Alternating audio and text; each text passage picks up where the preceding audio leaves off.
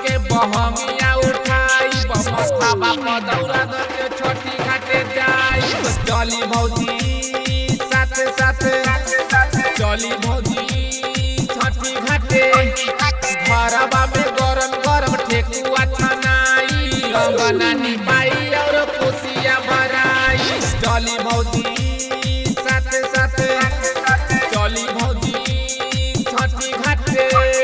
DJ Guddu Raj recording by Prayag digital recording studio Patepur. बोला बोला छठी मैया की छठी माई के महिमा महान होकेला सारा जगह दुनिया जहान जानेला सारा जगह दुनिया जहान जानेला छठी माई के महिमा महान होकेला सारा जगह दुनिया जहान जानेला जल्दी से भौजी हाली दौरा सजाई और अब के बेर भइल देर न लगाई चली भौजी साथे साथे चली भौजी छठी घाटे DJ Guddu Raj recording by Prayag digital recording studio Patepur. बोला छठी मैया की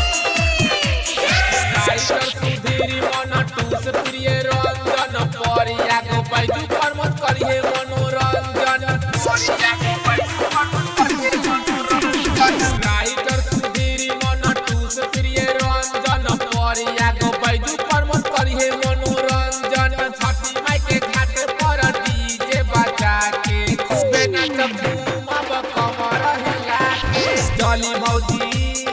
साथे साथे चली भौजी छठी घाटे सोचल सपन में सबे पूरा होई जाई चली भौजी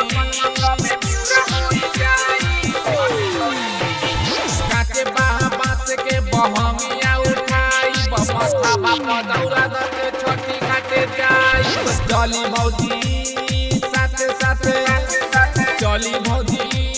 छठी घाटे